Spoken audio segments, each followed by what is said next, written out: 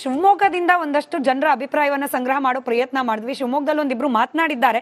ಅಂದ್ರೆ ಸಾಕಷ್ಟು ಜನರ ಹತ್ರ ಅಭಿಪ್ರಾಯವನ್ನ ಸಂಗ್ರಹಿಸಿದ್ವಿ. ಈ ಸಮಯಕ್ಕೆ ಅನುಗುಣವಾಗಿ ಇಬ್ಬರ ರಿಯಾಕ್ಷನ್ ಅನ್ನ ಪ್ಲೇ ಮಾಡ್ತಾ ಇದ್ವಿ. ಅದಾದ್ಮೇಲೆ ನಾನು ಬಸವರಾಜ್ ಸರ್ನ ಪ್ರಶ್ನೆ ಮಾಡ್ತೀನಿ, ಹಾಗೆ ಕೇಶವ್ ಕುಮಾರ್ ಅವರು ಉತ್ತರ ಕೊಡ್ಲಿ. ಶಿವಮೊಗ್ಗದ ಜನರ ಪ್ರತಿಕ್ರಿಯೆ ಹೇಗಿದೆ ಈ ಪರಿಷ್ಕರಣೆ ವಿಚಾರಕ್ಕೆ ಸಂಬಂಧಪಟ್ಟಂತೆ ಕೇಳಿಸ್ಕೊಳ್ಳೋಣ. ರೇಷನ್ ಫ್ರೀ ಕೊಡ್ತೀವಿ ಅಂತೆಲ್ಲ ಹೇಳಿ ಅಧಿಕಾರಕ್ಕೆ ಬಂದರು. BPL ಕಾರ್ಡನ್ನು APL ಕಾರ್ಡ್ ಕನ್ವರ್ಟ್ ಮಾಡಿ ಅದರಲ್ಲೂ ದುಡ್ಡು ಉಳಿಸ್ಕೊಂಡು ಅದನ್ನು ಇವರು ಗ್ಯಾರಂಟಿ ಸ್ಕೀಮಿಗೆ ಕೊಡಬೇಕು ಅನ್ನೋ ಲೆಕ್ಕಾಚಾರದಲ್ಲಿ ಬಂದಿರ್ತಾರೆ. ಸರ್ಕಾರ ಈ ಥರ ನಡೀತಾ ಹೋಯ್ತು ಅಂತಂದ್ರೆ ಈಗಾಗಲೇ ಜನ ಬೈಯೋದಕ್ಕೆ ಶುರು ಮಾಡಿದ್ದಾರೆ. ಇನ್ನು ಮುಂದೆ ಹೋಗ್ತಾ ಇವ್ರ ಮೇಲೆ ವಿಶ್ವಾಸ ಹೋಗುತ್ತೆ. ಇವ್ರ ಜೀವನ ಪರ್ಯಂತ ಅಧಿಕಾರ ಮಾಡೋದಕ್ಕಾಗಲ್ಲ, ಆ ಸ್ಥಿತಿಗೆ ಬಂದು ನಿಂತ್ಕೊಂತಾರೆ ಇವರು. ರೇಷನ್ ಫ್ರೀ ಕೊಡ್ತೀವಿ ಅಂತೆಲ್ಲ ಹೇಳಿ ಅಧಿಕಾರಕ್ಕೆ ಬಂದರು. BPL ಕಾರ್ಡನ್ನು APL ಕಾರ್ಡ್ ಕನ್ವರ್ಟ್ ಮಾಡಿ ಅದರಲ್ಲೂ ದುಡ್ಡು ಉಳಿಸ್ಕೊಂಡು ಅದನ್ನು ಇವರು ಗ್ಯಾರಂಟಿ ಸ್ಕೀಮಿಗೆ ಕೊಡಬೇಕು ಅನ್ನೋ ಲೆಕ್ಕಾಚಾರದಲ್ಲಿ ಬಂದಿರ್ತಾರೆ.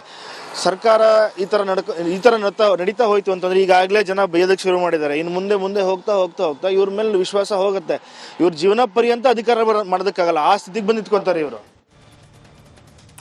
ಈಗ ಕೇಶವ್ ಕುಮಾರ್ ಸರ್, ಬಸವರಾಜ್ ಸರ್ ಆಗ್ಲೇ ಹೇಳಿದ್ರು ನೋಡಿ, ಪರಿಷ್ಕರಣೆ ಮಾಡೋ ಹಂತದಲ್ಲಿ ಕಣ್ತಪ್ಪಿನಿಂದ ಕೆಲವ್ರದ್ದು ಏನಾದ್ರು ನಿಜವಾಗ್ಲೂ ಅರ್ಹರಿದ್ದವ್ರದ್ದು BPL ನಿಂದ APLಗೆ ಹೋಗಿದ್ರೆ ಅದನ್ನ ಸರಿಪಡಿಸೋಣ, ಅದ್ರಲ್ಲಿ ಏನಿಲ್ಲ ಅಂತ ಹೇಳಿ. ಬಟ್ ಇದನ್ನ ಏಕಾಏಕಿ ಸರ್ಕಾರ ಕಂಪ್ಲೀಟ್ ಆಗಿ ಬಡವರು ಕೊಡ್ತಾ ಇದ್ದ ಸೌಲಭ್ಯವನ್ನ ಕಿತ್ಕೊಳ್ತಾ ಇದೆ. ಗ್ಯಾರಂಟಿ ಮ್ಯಾನೇಜ್ ಮಾಡ್ಲಿಕ್ಕೆ ಆಗ್ದಲೆ ಮ್ಯಾನೇಜ್ಮೆಂಟ್ ಮಾಡ್ಲಿಕ್ಕೋಸ್ಕರನೇ ಈ ಪರಿಷ್ಕರಣೆ ತರ್ತಿದೆ. ಹಿಂಗ್ ವಿಶ್ಲೇಷಣೆ ಮಾಡಬಹುದಾ ಅಂತ ಹೇಳಿ. ನೋಡಿ, ಇವತ್ತಿನ ದಿವಸ 85% BPL ಕಾರ್ಡ್ಗಳಿದಾವೆ ಅಂತಂದ್ರೆ ಅಲ್ಲಿ ಎಲ್ರಿಗೂ ಅದು ನಂಬೋದಕ್ಕೆ ಸಾಧ್ಯ ಆಗುತ್ತೆ. ಈ ಪರಿಷ್ಕರಣೆ ಯಾವಾಗ್ಲೂ ಲಾಂಗ್ ಡ್ಯೂ ಇತ್ತು. ಸೊ ಅವಶ್ಯಕತೆ ಇದೆ, ಪರಿಷ್ಕರಣೆ ಮಾಡಬೇಕು. ಆದ್ರೆ ಈ ಪರಿಷ್ಕರಣೆ ಮಾಡಬೇಕು ಅಂತಂದ್ರೆ ಏನಾದ್ರೂ ಒಂದು ಮಾನದಂಡ ಇದೆಯಾ, ಒಂದು ಅನೌನ್ಸ್ಮೆಂಟ್ ಇತ್ತ, ಈ ತರ ಪರಿಷ್ಕರಣೆ ಮಾಡ್ತಾ ಇದೀವಿ ಅಂತ ಹೇಳಿ ಅನೌನ್ಸ್ಮೆಂಟ್ ಮಾಡಿದಾರ? ಇಲ್ಲ. ಮತ್ತೆ ಇದಕ್ಕೆ ಏನಾದ್ರು ಮಾನದಂಡ, ರೂಲ್ಸ್ ಇದೆಯಾ? ರೂಲ್ಸ್ ಅಂಡ್ ರೆಗ್ಯುಲೇಷನ್ಸ್ ಏನು ಗೊತ್ತಿಲ್ಲ. ಏಕಾಏಕಿ ಇವ್ರು ಮಾಡ್ಬಿಟ್ಟು ಇವತ್ತು ಹೇಳಿದ್ರೆ ಕಣ್ತಪ್ಪಿನಿಂದ ಒಂದೆರಡು ಆಗಿರ್ತವೆ ಅಂತ ಹೇಳಿ. ಒಂದೆರಡಲ್ಲ, ಸಾವಿರಾರು ಆಗೋಗಿದ್ದಾವೆ ಇಡೀ ರಾಜ್ಯದಲ್ಲಿ. ಮತ್ತೆ ಇಲ್ಲಿ ಇನ್ನೊಂದು ಇದು ಹೊಸ ಪ್ರಶ್ನೆಗಳು ಹುಟ್ಟಾಗ್ತಾ ಇದೆ. ಓಕೆ, ಈಗ 11 ಲಕ್ಷ ಮಾಡಿದಾರಲ್ವಾ, ಇಷ್ಟೇನಾತ ಇನ್ನು ಮುಂದಕ್ಕೆ ಏನಾದ್ರು ಪರಿಷ್ಕರಣೆ ಆಗ್ತಾವ? 85% ಏನಿದೆ ಅದರಲ್ಲಿ ಬರೀ 11 ಲಕ್ಷ ಅಷ್ಟೇನೆ, ಬೇರೆ ಇನ್ಯಾರು ಇಲ್ವಾ? ಅಥವಾ ಇನ್ನು ಏನು ಹೇಳ್ತಾರೆ, ಆರೋಗ್ಯ ಇಲಾಖೆ ಇನ್ನೊಂದು ಪ್ರಸ್ತಾವನೆ ಬಂದಿಲ್ಲ, ಪ್ರಸ್ತಾವನೆ ಬರ್ದಿರಾನೆ 11 ಲಕ್ಷ ಹೇಗಾಯ್ತು? ಇದಕ್ಕೇನು ಒಂದು ಗೈಡ್ ಲೈನ್ಸ್ ಇಲ್ವಾ? ಮತ್ತೆ ಇನ್ನೊಂದು ಹೇಳ್ತಾರೆ, ಇನ್ಕಮ್ ಟ್ಯಾಕ್ಸ್ನವರು ಪೇಯಿಗಳಿಗೆಲ್ಲ ಯಾಕೆ ಕೊಡ್ಬೇಕು? ಹೌದು, ಸರಿ ಮಾಡ್ತಿದಾರಲ್ಲ, ಒಂದು ಅನೌನ್ಸ್ಮೆಂಟ್ ಮಾಡಿ ಜನಕ್ಕೆ ಒಂದು ಅವಕಾಶ ಕೊಡಿ. ನೋಡಿ, ಈ ತರ ಈ ಮಾನದಂಡ ಇದೆ, this are the rules and regulations, ಇದ್ರ ಪ್ರಕಾರ ಇನ್ಕಮ್ ಟ್ಯಾಕ್ಸ್ ಪೇ ಆಗಿರೋ ಬಿಟ್ಕೊಡಿ ನೀವು. ಅಥವಾ ಸರ್ಕಾರಿ ಅಧಿಕಾರಿಗಳು ಯಾರಾದ್ರೂ ಇದ್ರೆ, BPL ಕಾರ್ಡ್ ಇದ್ರೆ ಈ ಒಂದು ತಕ್ಷಣ ಬಿಟ್ಕೊಡ್ಬೇಕು. ಇಲ್ಲಾಂತಂದ್ರೆ ನಾಳೆ ದಿವಸ ನಿಮ್ದು ಶಿಸ್ತು ಕ್ರಮ ಕೈಗೊಳ್ತೀವಿ ಅಂತ ಹೇಳ್ಬಿಟ್ಟು ಜನಕ್ಕೆ ವಾಲಂಟಿಯರ್ ಆಗಿ ಅವಕಾಶ ಕೊಡಿ. ಒಂದು ಟೈಮ್ ಲೈನ್ ಫಿಕ್ಸ್ ಮಾಡಿ. ಅದು ಆಗ್ತಾ ಇಲ್ಲ. ಇನ್ನೊಂದ್ರೆ ಇವ್ರು ಏಕಾಏಕಿ ಮಾಡ್ತಾರೆ. ಇದು ಬರೀ income tax pay government employees ಅಷ್ಟೇ ಅಲ್ಲ, ಬಹಳಷ್ಟು ಜನ ರೈತರದ್ದು ಆಗಿದೆ. ಈಗ ರೈತರದ್ದು ಏನಾಗ್ಬಿಟ್ಟಿದೆ ಅಂದ್ರೆ, ಸುಮಾರು 5 ಎಕರೆಗಿಂತ ಹೆಚ್ಚಿರೋ ದೊಡ್ಡ ರೈತ ಅಂತ ಹೇಳ್ಬಿಟ್ಟು ಅವ್ರದ್ದು ಕಟ್ ಮಾಡಿದ್ದಾರೆ. ಕೆಲವು ಕುಟುಂಬಗಳಲ್ಲಿ ಏನಾಗಿದೆ, ಒಂದು ಕುಟುಂಬದಲ್ಲಿ 5 ಜನ ಇರ್ತಾರೆ, ಒಬ್ಬೊಬ್ಬರ ಹೆಸರಲ್ಲಿ 4 ಎಕರೆ ಇರುತ್ತೆ. ಅಂದ್ರೆ ಆ ಒಂದು ಕುಟುಂಬದಲ್ಲಿ 20 ಎಕರೆ ಇರುತ್ತೆ. ಆದ್ರೆ ಬರೀ 4 ಎಕರೆಗೆ ಅವ್ರದ್ದು ಆಗಿರಲ್ಲ. ನನ್ನ ಪಕ್ಕದ ಮನೆ ಒಂದು 20 ಎಕರೆ ಇದೆ, ಒಂದಾಗಿಲ್ಲ, ನಂದು 5 ಎಕರೆ ಅಂತ ಹೇಳ್ಬಿಟ್ಟು ಬಹಳಷ್ಟು ಜನ ರೈತರದ್ದು ಆತಂಕದಲ್ಲಿದ್ದಾರೆ. ಮತ್ತೆ ಇದೊಂದು ಪಬ್ಲಿಕ್ ಡಿಸ್ಟ್ರಿಬ್ಯೂಷನ್ ಸಿಸ್ಟಮ್ ಅಲ್ಲಿ ಬರೀ ಒಂದು ರೇಷನ್ಗೋಸ್ಕರ ಅಷ್ಟೇ ಅಲ್ಲ, BPL ಕಾರ್ಡ್ ಇರೋರಿಗೆ ಬಹಳಷ್ಟು ಬೇರೆ ಸೌಲಭ್ಯಗಳು ಇರ್ತವೆ. ಆ ಬೇರೆ ಸೌಲಭ್ಯಗಳಿಂದನೂ ವಂಚಿತರಾಗ್ತಾ ಇದ್ದಾರೆ. ಇದಕ್ಕೆ ಅವಕಾಶ ಈ ಸರ್ಕಾರ ಏನೇ ಒಂದು ಮಾಡಿದ್ರು ಒಂದು ಪೂರ್ವಾಪರ ಆಲೋಚನೆ ಮಾಡಿದ್ರೆ ಡೈರೆಕ್ಟ್ ಆಗಿ ಶುರು ಮಾಡ್ಬಿಡುತ್ತೆ. ಆಮೇಲೆ ಏನಂತಂದ್ರೆ, ಇವಾಗ ಇವರು ಹೇಳ್ತಾರೆ ಏನೋ ತಪ್ಪಾಗಿದೆ ಸರಿ ಮಾಡಿಸ್ತೀವಿ ಅಂದ್ರೆ, ಇದು ಒಂಥರ ಯೂಟರ್ನ್ ಸರ್ಕಾರ ಅಂತಾನೆ ಹೇಳ್ಬಿಡ್ಬೇಕು. ನುಗ್ಬಿಡ್ತಾರೆ, ಆಮೇಲೆ ಏನ್ ಮಾಡ್ಬೇಕು ಅಂತ ಗೊತ್ತಿರಲ್ಲ. ಸೊ ಆಮೇಲೆ ರಿವರ್ಸ್ ಆಗೋದು. ಇವಾಗ ಬಹಳಷ್ಟು ವಿಚಾರಗಳಲ್ಲಿ ನೋಡಿದ್ವಿ, ವಕ್ಫ್ ವಿಚಾರದಲ್ಲೂ ನೋಟಿಸ್ ಕೊಟ್ಟಿದ್ದಾದ್ಮೇಲೆ ನಾವು ಅದನ್ನ ತಡೆ ಹಿಡಿದ್ವಿ. ಯಾಕೆ ಈ ತರ ಮಾಡ್ತೀರಾ? ನಿಮ್ಗೆ ಯಾವ ತರ ಸರ್ಕಾರ ನಡೆಸಬೇಕು ಅಂತ ಗೊತ್ತಿಲ್ಲ, ಯಾವ ತರ ಒಂದು ಯೋಜನೆಗಳು ಮಾಡಬೇಕು ಅಂತ ಗೊತ್ತಿಲ್ಲ, ಅನೌನ್ಸ್ ಮಾಡ್ಬಿಡ್ತಾರೆ, ನಮ್ಗೆ ಗೊತ್ತಿಲ್ಲ ಅಂತ ಹೇಳ್ತಾರೆ. ಇವತ್ತಿನ ದಿವಸ ನೋಡಿ, ಜನ ಬೀದಿಗಿಳಿದು ಹೋರಾಟ ಮಾಡುವಂತ ಪರಿಸ್ಥಿತಿ ಬಂದಿದೆ. ಹಾಗಾಗಿ ಇನ್ನೊಂದು ಈ ಪರಿಷ್ಕರಣೆ ಮಾಡಬೇಕು ಅನ್ನೋದಾದ್ರೆ ಅದಕ್ಕೊಂದು ಗೈಡ್ ಲೈನ್ಸ್ ಮಾಡಿ, ಒಂದು ಟೈಮ್ ಲೈನ್ ಫಿಕ್ಸ್ ಮಾಡಿ, ಜನನೇ ಬಿಟ್ಕೊಡ್ತಾರೆ. ನಿಮ್ ನೋಡಿ, ಈ ತರ ಈ ಒಂದು ಡೇಟ್ ಒಳಗಡೆ ನೀವು BPL ಕಾರ್ಡ್ ಇರೋರು ಕ್ಯಾನ್ಸಲ್ ಮಾಡ್ಕೊಳ್ತಾ ಇದ್ರೆ ನೀವು ಬಿಟ್ಕೊಡಿ ಇಲ್ಲ ಅಂತ ನಿಮ್ಗೆ ಶಿಕ್ಷೆ ಆಗುತ್ತೆ ಅಂತ ಹೇಳಿ ಜನ ಬಿಟ್ಕೊಡ್ತಾರೆ. ನೋಡಿ, ಇವಾಗ ನಾನೊಂದು ವೈದ್ಯನಾಗಿದ್ದೀನಿ, ನಾನು ಒಂದು 20 ವರ್ಷದಿಂದ ನಾನು 80 ಟ್ಯಾಕ್ಸ್ ಕಟ್ತಾ ಇದ್ದೀನಿ. ನಾನು BPL ಕಾರ್ಡ್ APL ಕಾರ್ಡ್ಗೂ ಅಪ್ಲೈ ಮಾಡಿಲ್ಲ, ನಮ್ಮ ಮನೇಲಿ ಕಾರ್ಡ್ ಇಲ್ಲ. ಈ ತರ ಬಹಳಷ್ಟು ಜನ ನಿಜವಾಗ್ಲೂ IT ಕಟ್ತಿರೋ ಎಷ್ಟೋ ಜನ ತಗೋತಾ ಇಲ್ಲ. ಈ ಬಹಳಷ್ಟು ಜನ ಸರ್ಕಾರಿ ಅಧಿಕಾರಿಗಳು BPL ಕಾರ್ಡ್ ಅಂತಾರೆ. BPL ಕಾರ್ಡ್ ಹೆಂಗ್ ಕೊಟ್ರಿ? BPL ಕಾರ್ಡ್ ಅದು ಯಾವ ಅವಧಿಯಲ್ಲಿ ಕೊಟ್ಟಿದ್ರಿ, ಹ್ಯಾಕ್ ಕೊಟ್ರಿ?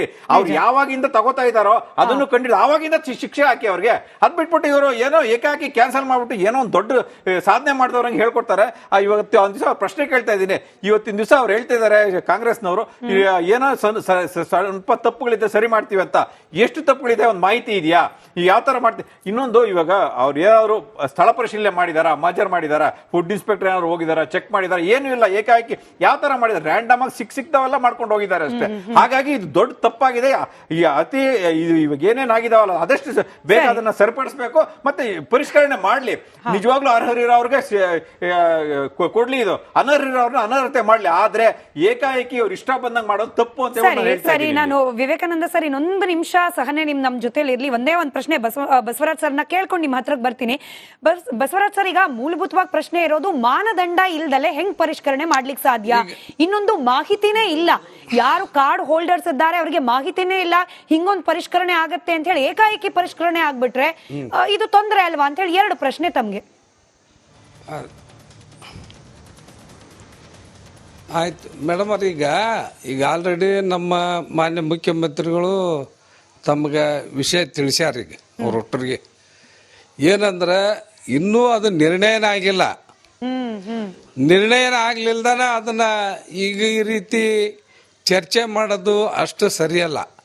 ಮತ್ತು ಸರ್ಕಾರ ತನ್ನದೇ ಆದಂತ ಯಾರು BPL ಇರ್ತಾರೆ ಇನ್ನು ಕ್ಯಾನ್ಸಲ್ ಆಗಿಲ್ಲ ಮೇಡಮ್. ಇನ್ನು ಕ್ಯಾಬಿನೆಟ್ಗೆ ಬಂದಲ್ಲ ಅಂತ ಹೇಳಿದ್ರು. ಇನ್ನು ಕ್ಯಾಬಿನೆಟ್ಗೆ ಬಂದಲ್ಲ, ನಾವು ರದ್ದು ಮಾಡಿಲ್ಲ ಅಂತ ಹೇಳ್ಯಾರ. ಮುಖ್ಯಮಂತ್ರಿನ ಹೇಳಿದ ಮತ್ತೆ ಚರ್ಚೆ. ಬಸವರಾಜ್ ಸರ್, ಇವಾಗ ನೀವೇ ಹೇಳ್ದಂಗೆ ಮುಖ್ಯಮಂತ್ರಿಗಳೇ ಹೇಳ್ದಂಗೆ ಫುಡ್ ಡಿಪಾರ್ಟ್ಮೆಂಟ್ ಇಂದ ಇನ್ನು ಕ್ಯಾಬಿನೆಟ್ಗೆ ಬಂದೇ ಇಲ್ಲ ಪ್ರಸ್ತಾವನೆ. ಆದ್ರೆ 11 ಲಕ್ಷ ಜನಕ್ಕೆ ಪರಿಷ್ಕರಣೆ ಹೆಂಗಾಯ್ತು? ಯಾರು ಆರ್ಡರ್ ಕೊಟ್ಟವರು? ಅದು ಯಾದಿ ಮಾಡ್ಯಾರ. ಅದು 6 ಡಿಪಾರ್ಟ್ಮೆಂಟ್ನವರು, ಫುಡ್ ಡಿಪಾರ್ಟ್ಮೆಂಟ್ನವರು ಒಂದು ಯಾದಿ ಮಾಡ್ಯಾರ, ಇಂಥವ್ರು ತೆಗಿಬಹುದು, ಇಂಥವ್ರು ಇಡ್ಬೋದು ಅಂತೇಳಿ. ಅದು ಕ್ಯಾನ್ಸಲ್ ಆಗಿಲ್ಲ. ಕ್ಯಾನ್ಸಲ್ ಆಗಿಕ್ಕಿಂತ ಮೊದಲು ಚರ್ಚೆ ಮಾಡೋದು ಸೂಕ್ತ ಅಲ್ಲ. ಒಟ್ಟಾರೆ ನಾವು ಬಡವರಿಗೆ ನೋಡಿ, ಅದಕ್ಕೆ ನಾನು ಶುರುವಲ್ಲೇ ಹೇಳ್ದೆ, ವಿರೋಧ ಪಕ್ಷಗಳ ಆರೋಪ ಅಂತಲೋ ಅಥವಾ ಎಲ್ಲಿಂದಲೋ ಸುದ್ದಿ ಬಂತಲೋ ಅಂತ ಹೇಳಿ ಚರ್ಚೆ ಮಾಡೋದು ಒಳ್ಳೇದಲ್ಲ ಅಂತ ಹೇಳಿ ನಾವು ಗ್ರೌಂಡ್ ಇಳಿಸಿದ್ವಿ ರಿಪೋರ್ಟರ್ಗಳನ್ನ. ಅಲ್ಲಿ ಹೋಗಿ ಕಾರ್ಡ್ ಇರೋರ್ನ ಮಾತನಾಡ್ಸದ್ವಿ. 1.5 ತಿಂಗಳು 2 ತಿಂಗಳು ಸಿಗ್ತಾನೆ ಇಲ್ಲ, ಕ್ಯಾನ್ಸಲ್ ಆಗಿದೆ ಅಂತಿದ್ದಾರೆ. ಕ್ಯಾನ್ಸಲ್ ಆಗ್ಬಿಟ್ಟಿದೆ ಈಗ ಆಲ್ರೆಡಿ ಅಂತ ಹೇಳ್ತಿದ್ದಾರೆ. ಸುಳ್ಳ್ರಿ, ಕ್ಯಾನ್ಸಲ್ ಆಗಿಲ್ಲ. ಇಲ್ಲ ಸರ್, ಡಿಪೋದವ್ರನ್ನು ಮಾತಾಡ್ಸಿದೀವಿ. ಅವ್ರು ಹೇಳ್ತಿದ್ದಾರೆ, ನೋಡ್ರಿ ಸರ್ಕಾರ ಹಿಂಗೇನೋ ಡಿಸಿಷನ್ ಮಾಡ್ಬಿಡುತ್ತೆ, ನಮಗ್ ಗೊತ್ತೇ ಇರಲ್ಲ, ಬಂದು ಜನ ನಮ್ಮ ಮೇಲೆ ರೇಗಾಡ್ತಾರೆ ಅಂತ ಹೇಳಿ. ಕೇಳಿಸೋಣ ಬೇಕಾದ್ರೆ ನಿಮಗೆ ಮತ್ತೊಂದ್ಸತಿ ಅದನ್ನ.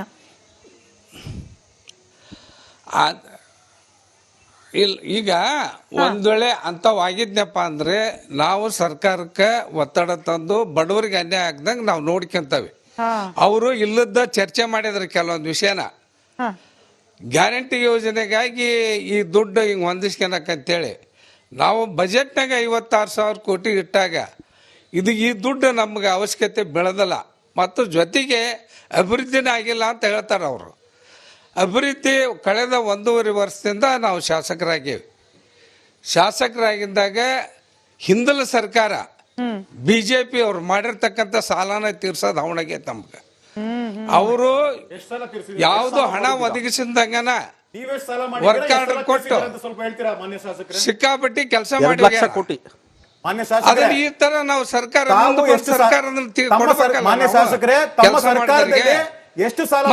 ಜೊತೆಗೆ ಈಗಾಗಲೇ ಮಾನ್ಯ ಮುಖ್ಯಮಂತ್ರಿಗಳು ವಿಶೇಷ 25 ಲಕ್ಷ ರೂಪಾಯಿ ಪ್ರತಿ ಶಾಸಕರಿಗೆ ಕೊಟ್ಟರ. ನಾವು ಕೆಲಸ ಮಾಡಕತ್ತೇವೆ. ಬೇರೆ ಬೇರೆ ಇಲಾಖೆಯಿಂದ ನಮಗೆ ಸಾಕಷ್ಟು ದುಡ್ಡು ಬಂದೈತಿ. ನಾವು ಒಳ್ಳೆ ರೀತಿಯಾಗಿ ಕೆಲಸ ಮಾಡಕತ್ತೇವೆ. ನೀವು ಕೇಳಿದ ಪ್ರಶ್ನೆ ವ್ಯಾಲಿಡ್ ಇದೆ. ಮತ್ತೆ ಕೇಳೋಣ ಬಸವರಾಜ್ ಸರ್ಗೆ. ವಿವೇಕಾನಂದ ಅವ್ರ ಹತ್ರ ಕ್ವಿಕ್ ರಿಯಾಕ್ಷನ್ ತಗೊಂಡು ಬ್ರೇಕ್ ಹೋಗ್ಲೇಬೇಕಾದ ಅನಿವಾರ್ಯತೆ ಇದೆ. ವಿವೇಕಾನಂದ ಸರ್, ಒಂದ್ ರೀತಿಯಲ್ಲಿ ಗೊಂದಲ ಅಂತ ಈ ವಫ್ ವಿಚಾರದಲ್ಲೂ ಅಷ್ಟೇ, ನೋಟಿಸ್ ಹೋಯ್ತು ಆಮೇಲೆ ಇಲ್ಲ ನೋಟಿಸ್ ವಾಪಸ್ ಪಡ್ಕೊಳ್ತೀವಿ ಅಂತ. ಈಗ ಪಡಿತರ ಕಾರ್ಡ್ಗಳ ವಿಚಾರದಲ್ಲೂ ಅಷ್ಟೇನೆ, ಅಂದ್ರೆ ನಾವು ವೈಜ್ಞಾನಿಕವಾಗಿ ಪರಿಷ್ಕರಣೆ ಮಾಡ್ತೀವಿ ಅಂತ ಹೇಳಿ ಇನ್ನೂ ಆರ್ಡರ್ಸ್ ಕೊಡೋ ಹಂತದಲ್ಲೇ ಇಲ್ಲ ಅಂತ ಹೇಳಿ, ಬಟ್ ಆಲ್ರೆಡಿ ಕ್ಯಾನ್ಸಲ್ ಆಗಿ. ಈ ಗೊಂದಲಗಳು ಯಾಕಾಗ್ತಿದೆ ಅಂತ ಹೇಳಿ, ಇದನ್ನ ಯಾರ ಮೇಲೆ ನಾವು ದೋಷಾರೋಪಣೆ ಪಟ್ಟಿ ಸಲ್ಲಿಸೋದು? ಸರ್ಕಾರದ ಮೇಲ, ಅಥವಾ ಸರ್ಕಾರದ ಗಮನಕ್ಕೆ ಬರ್ದಲೆ ಅಧಿಕಾರಿಗಳೇ ಹಿಂಗೆ ಎಡವಟ್ಟು ಮಾಡ್ತಿದ್ದಾರಾ ಏನು ಅಂತ? ವಿವೇಕಾನಂದ ಅವರೇ ನೋಡಿ, ಇದನ್ನ ಬಹಳ ಸೂಕ್ಷ್ಮವಾಗಿ ನೋಡ್ಬೇಕು. ಯಾಕೆಂದ್ರೆ ಇದು ಬಡವರ ವಿಷಯ. ಈಗ ಕಾರ್ಡ್ ಪರಿಷ್ಕರಣೆಗಿನ್ನ ಹೆಚ್ಚಾಗಿ BPL ಅಂದ್ರೆ ಬಿಲೋ ಪಾವರ್ಟಿ ಲೈನ್ ಅಂದ್ರೆ ಬಡತನ ರೇಖೆ ಅಂತ ಏನಿದೆಯಲ್ಲ, ಬಡತನ ರೇಖೆಗಿಂತ ಕೆಳಗಿರುವವರು ಅದನ್ನೇ ಮತ್ತೆ ಪರಿಷ್ಕರಣೆ ಮಾಡ್ಬೇಕು ಅಂತ ನನಗನ್ನಿಸ್ತಾ ಇದೆ.